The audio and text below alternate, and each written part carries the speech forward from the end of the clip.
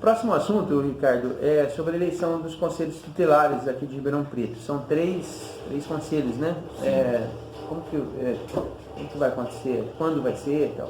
O Conselho Tutelar é um órgão, né, criado pelo Estatuto da Criança e Adolescente de 1990, que tem como responsabilidade zelar pelo cumprimento dos direitos das crianças e adolescentes, né? Se está indo na escola, se está sofrendo violência, violência familiar ou violência na escola, ou seja, todos os direitos das crianças e adolescentes têm que ser cumpridos. Quem zela por isso é o Conselho Tutelar e os conselheiros. Ribeirão Preto tem 3 conselhos, 5 conselheiros para cada conselho. Certo. Então são 15 conselheiros no total, que são eleitos pela população. A próxima eleição vai acontecer dia 6 de outubro, né?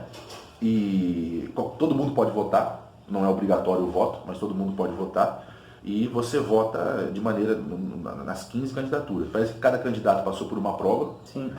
Né, de conhecimentos, e cada nome aprovado vai estar lá na cédula, e no dia 6 de outubro a população de Ribeirão Preto pode votar. E acho que é uma votação importante, e é um debate importante que está acontecendo, que acontece sempre e cada vez mais importante, né, Paulinho? Você falou uma coisa aí que é importante a gente observar nesse processo eleitoral, que às vezes a pessoa fala assim, eu vou ser conselheiro tutelar porque eu gosto muito de criancinha. Se eu pudesse, acolheria na minha casa lá meia dúzia de crianças para eu cuidar.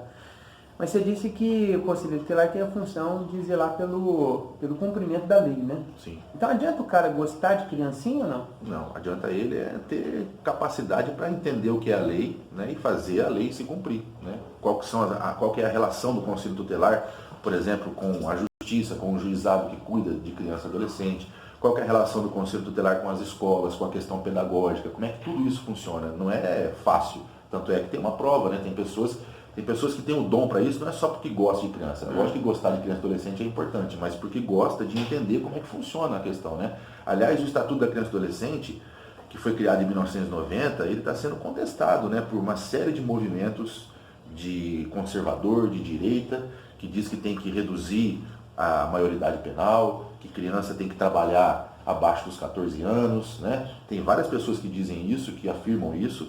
E a luta pelo Estatuto da Criança e Adolescente é uma luta atual, da atualidade. Nós estamos lutando por direitos, né? E existe uma preocupação, o blog acompanhou a última eleição do Conselho Tutelar.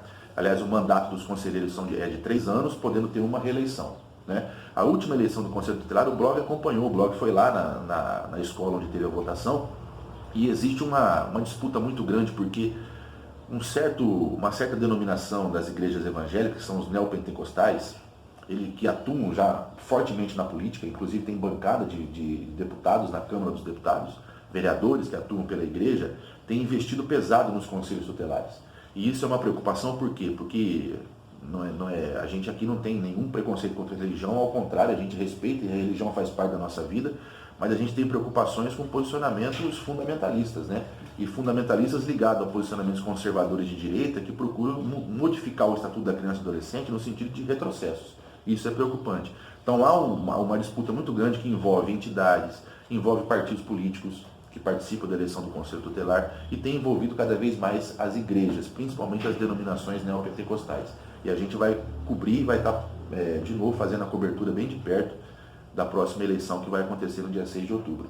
Tá. Primeira coisa que tem que observar, então, se a pessoa concorda com o Estatuto da Criança e Adolescente para poder aplicá-lo, né? Porque, Exatamente. por exemplo, uma pessoa que discorda do Estatuto, ela não poderia ser candidata, ou muito menos defender o Estatuto, né? Ou ela é contra, quer modificar e quer entrar lá para, inclusive, aumentar o movimento de modificação e inclusive de extinção do Estatuto, né? Isso pode acontecer, por isso a disputa é importante. Você deu um dado aí que eu acho que ele alterou agora nessa eleição, Ricardo.